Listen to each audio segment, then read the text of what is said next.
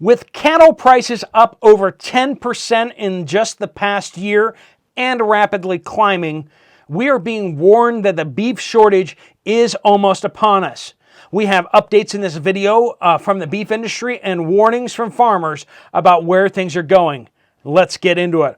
Welcome to the Poplar Report. I'm Steve Poplar. I'm an accountant by trade, and we cover things on this channel that the mainstream media doesn't want to talk about. Things that are inconvenient.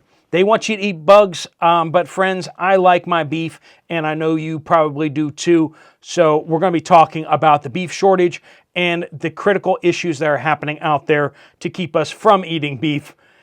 So we've just seen that utility cows, which are used for making hamburger and such like that, they might be milk cows that are old and they're just gonna up 14%.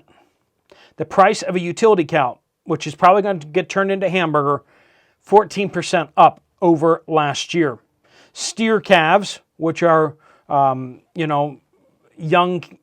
calves, of course, that they're getting prepared to be turned into beef cattle, they're up 10% in price since last year. Feeder steers are up almost 10%. And we have the lowest cattle herd in over 70 years. Friends, we have a lot more people in the United States than we did 70 years ago. It's absolutely insane, and yet that's where we are right now. And we have lots of people out there saying there's no problem. And the same people that want you to switch over to electric cars want you to switch over to tofu and Beyond Burger and fake meat. They want you to eat bugs. That's their answer to all of this. In fact, you're going to find their fingerprints all over this when you look a little closer. They want you to switch from beef because of cow farts. And I think it's important to just once again point out that they're not acting in good faith. They're not actually trying to save anything. What they want to do is they want to control your life. They want full control over you. Why do they want to get rid of cattle? They say it's because of what's going on, atmosphere and stuff like that. But the truth of the matter is that farmers are far too independent. They live out in the countryside, and they want everybody to live in the cities that they can control with their police. They don't like farmers being out there. They don't like farmers having resources like trucks and boomsticks and all sorts of independentness. They don't like that. They want workers that show up at factories because factory workers are easy to control. They want you living in a city where they can police you. They want you connected to all the Wi-Fis and the 5Gs and all that kind of stuff like that. And they want you connected to the sewer system so that they can monitor your sewage for the cough. And that's what they were doing to New York City and other cities.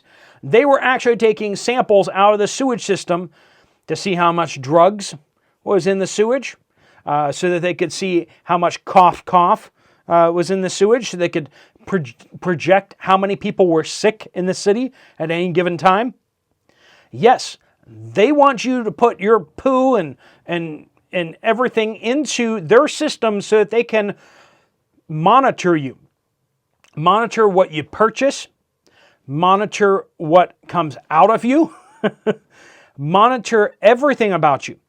They don't like farmers because farmers have septic systems. They have solar panels maybe and have independent of the electric grid.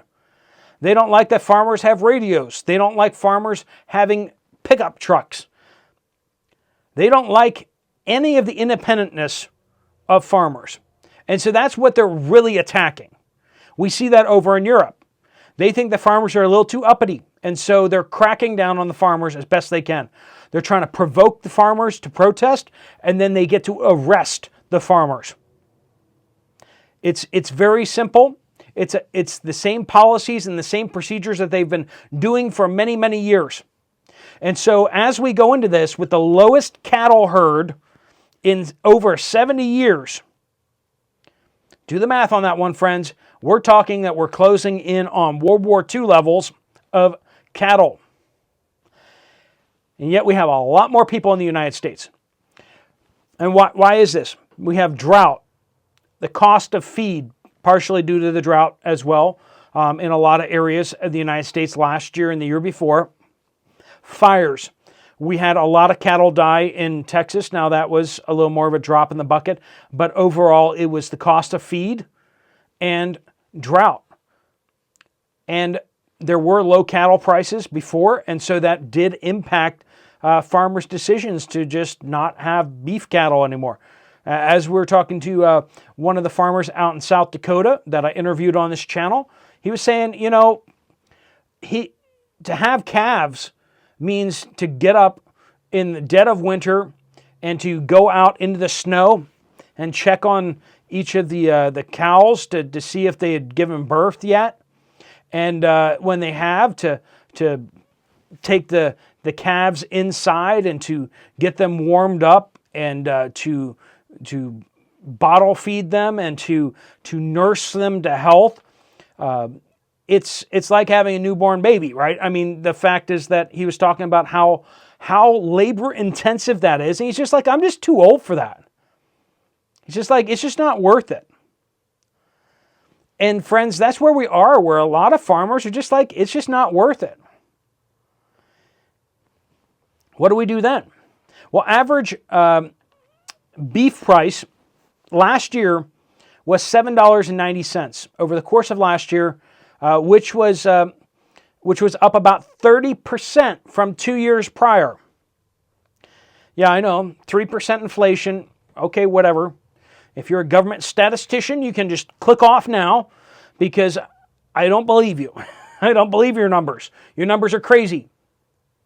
So what do we do about this? And that's where I want to spend some time here. How do we deal with this beef prices? Because, you know, if you're like me, you throw beef in the freezer and if it sits there too long, it gets freezer burned. I mean, it's not great to have beef in the freezer for a long time if it's not packaged properly. And so what options do we really have to stock up on beef without it getting all nasty, without us running out of freezer space? If you have a freezer and it's packed with beef and it goes bad because the power goes out or something like that, you know, that's a lot of money in that freezer. So if your freezer craps out on you, if the power goes out, you know, how many of us have opened up a freezer or refrigerator door and gotten that whiff of death because it had stopped functioning? That is not a fun scenario, friends. It's not fun to clean out. It's awful. It's nasty. It's disgusting. But then you also look at if you had that freezer packed with expensive beef and beef cuts, that's rough. We talk about three main options here for storing beef on this channel. We talk about freezing beef, which is an option, but you need to do that right, and you also need to monitor your freezers. Keep on that to make sure that they don't go completely out and stuff goes bad. Two, we talk about canned. Now, I know this isn't beef, this is pork. I have a lot of canned beef on hand, and so pork is a little cheaper. And the fact is that, you know, just for some variety, I'm starting to pick up some Keystone pork. But Keystone, these 28-ounce cans are really the way to go, I think. Don't get the smaller cans, and when you're ordering online, make sure you're getting the 24 ounces and not the smaller cans, because the price may look attractive and then you realize you're getting the wrong size can. Raise your hand if that's happened to you, right? Canned Keystone beef. There's some other options out there, but there's ground beef with Keystone. But they're really kind of the best. You can order that online directly from their website. You can order them online from Walmart. Make sure you're not getting scammed on Walmart. Make sure you're getting it directly from Walmart and not from because you'll see the price difference. You should be paying less than $10 a can for beef, okay? And make sure it's the 28 ounces, right? You can just go to the store and pick them up, and that's what I do.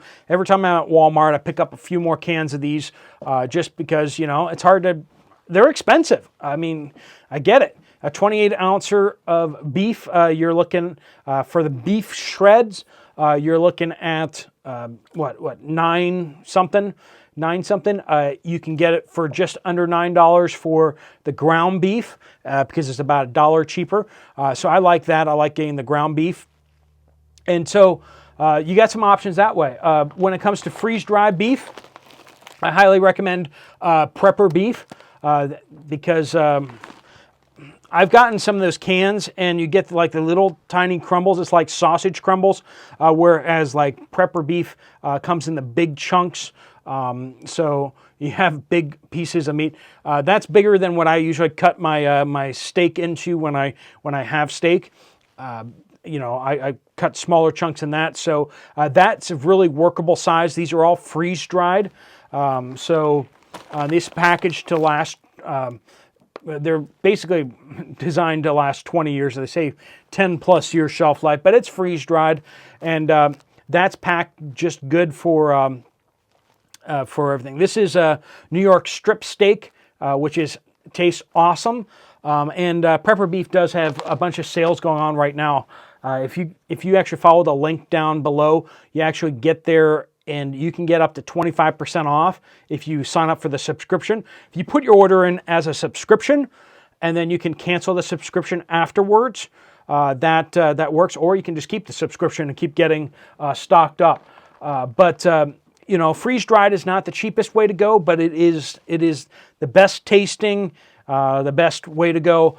Canned beef is slightly more expensive than freezing your meat, but this is also long lasting, but you do have to protect the cans. If you have moisture can ruin those cans, and if you have heat, it can make the inside consistency less attractive, right? But those are kind of the big options there. Freezing is the cheapest on the short term, but of course you're paying power to keep that up and keep it frozen, and you do have to watch it and monitor it a little closer than you do have to canned or the freeze-dried stuff. But these folks over there, I've talked a lot with them. I've given them some of my thoughts on what they're doing right, what they're not doing right. They've listened to some of those suggestions and everything like that. I talked about the subscription option, and can you get more discounts, if people are buying in bulk and stuff like that. They are really great folks over there. It's veteran owned, and it is the cattle is from the United States. Sometimes the beef that you're getting may be inspected or whatever here in the United States, but the beef actually comes from overseas where you don't have any control over it whatsoever. And these are from American farms. They are in communication with the ranchers and everything like that to make sure that they're not being put on all sorts of chemicals and antibiotics and all that kind of stuff like that. You can get to their website and check it out for yourself. All the promises that they've made and that they're following through on. But those are just some options to get ahead of this beef crisis. But I really recommend just start stocking up on your Keystone meats and get stocked up on freeze-dried if you want to go that route, or just start slamming your freezer full because or get another freezer, okay? Because you need to be getting ahead of this because it's going to go pear-shaped. It's going to go prices are going to go up like a rocket ship in the near future. We're looking at this fall. Prices going up multiple dollars, and then by next winter, things are going to be getting really tight, and it's going to be years before this rights. The beef sector, the beef cattle industry is working at it, but here's the problem: when we start seeing really high prices, farmers are going to be tempted to take their cow and chop it up into ground beef because they're going to make a lot of money for it right now. With feed costs going up dramatically, when they chop up their cow instead of calving more calves, right? That's going to also impact the herd size in the United States. So expect the herd size in the United States to continue to drop for the near term. And as prices go up, you're going to see that herd size drop even more. Now, It's going to start working to right itself, but it's in the near term, we're going to be seeing a lot more problems. And some people are going to have to stop eating beef. The people that don't have beef on hand, or the people that can't afford it. And if you've seen that with the eggs spiraling upward in price, we're seeing a very similar thing starting to play out in beef. So get stocked up. If you want to check out Prepper Beef, pop down below. If you want to get Keystone canned meats and stuff like that, I recommend going to Walmart or directly to the Keystone website. If you do order online from Walmart and you get dented cans, which these 28-ounce cans tend to get dented pretty badly, make sure you just go ahead and start a refund from Walmart.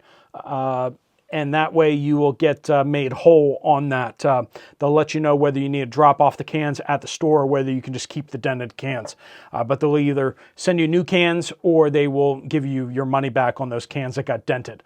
All right, friends, if you want to find out more about Prepper Beef, there's a link right here or down in the pinned comment down below. If you want to check out another video from this channel, there's one right up here. Thanks so much for watching. Steve Poplar of the Poplar Report, out.